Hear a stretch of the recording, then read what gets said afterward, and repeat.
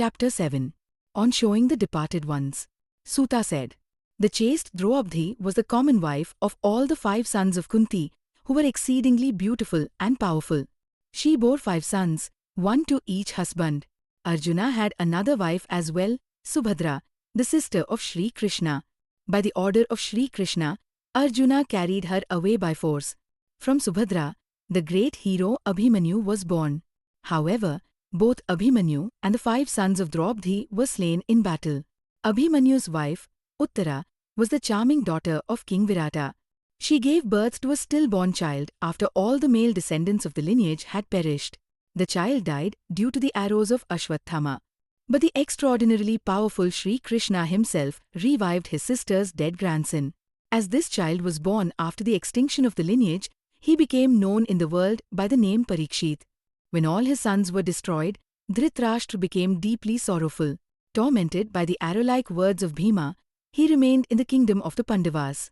Gandhari, also suffering immense grief over the loss of her sons, stayed there as well. Day and night, Yudhishthira served Dhritarashtra and Gandhari with devotion.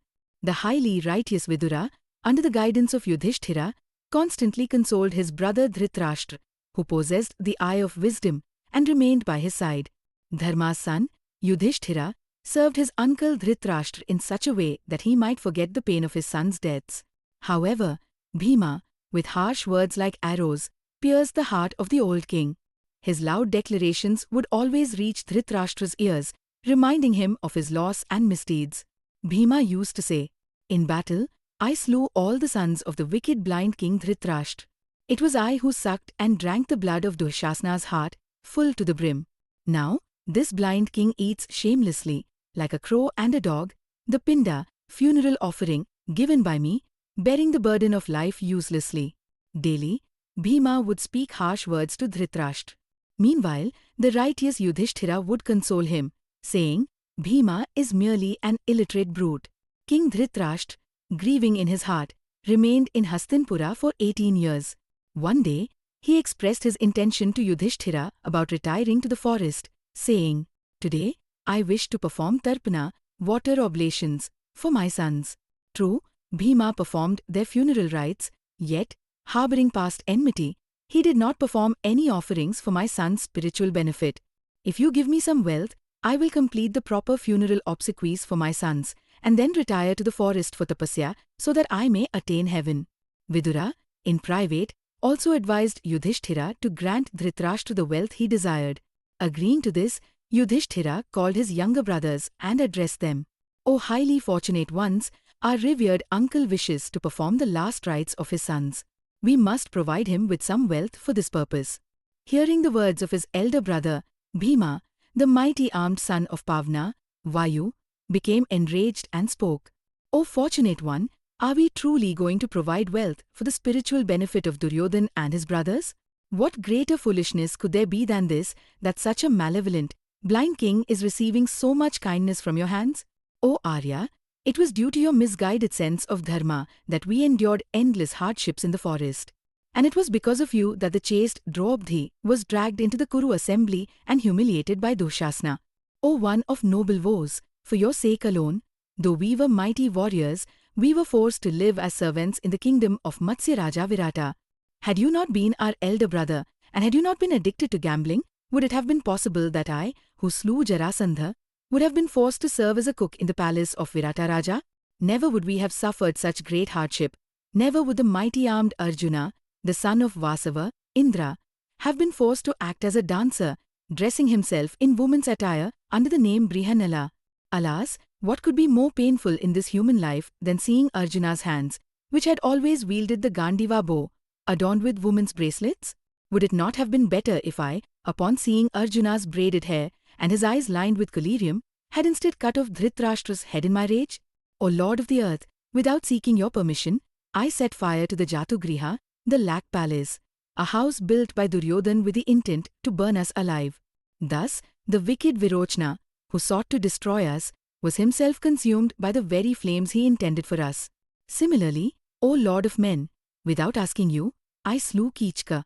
The one regret I have now is that I could not, in the same manner, slay the sons of Dhritarashtra in the Kuru assembly before all the people. O King of Kings, it was sheer foolishness on your part to free Duryodhan and his brothers, our greatest enemies, when they were captured by the Gandharvas. And now, today, you wish to give wealth for the spiritual benefit of those very Duryodhan and his brothers? But, O Lord of the earth, I will never give wealth, even if you personally request me to do so. Thus saying, Bhima left in anger. Despite Bhima's opposition, Dharma's son, Yudhishthira, consulted with his 3 other brothers and granted Dhritarashtra abundant wealth. With this wealth, Ambika's son, Dhritarashtra, duly performed the Shraddha ceremony for his sons and gave away many gifts to the Brahmans. King Dhritarashtra, having completed all the funeral rites, prepared to depart for the forest along with Gandhari, Kunti, and Vidura. With the help of Sanjay, the highly intelligent Dhritarashtra learned the paths of the forest and then left his palace. Though her sons tried to stop her, Kunti, the daughter of Sirsena, followed them. Bhima and the other Kauravas, weeping, accompanied them up to the banks of the Ganges before returning to Hastinapura. The ascetics travelled to the auspicious Satayupa hermitage on the banks of the Ganges. There, they built a hut and engaged in tapasya, concentrating their hearts and minds in penance. After 6 years had passed, Yudhishthira, deeply troubled by the separation from his elders, said to his younger brothers, I dreamt that our mother Kunti had grown very lean and thin.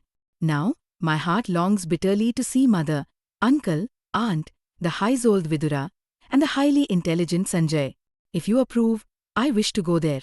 Then, the 5 Pandav brothers, desiring to see Kunti, took along Draupadi, Subhadra, Uttara, and other companions and set out for the Satayupa hermitage.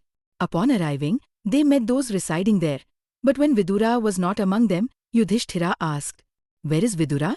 Dhritarashtra answered, Vidura has renounced the world and has gone alone to a solitary place, meditating upon the eternal Brahman in his heart.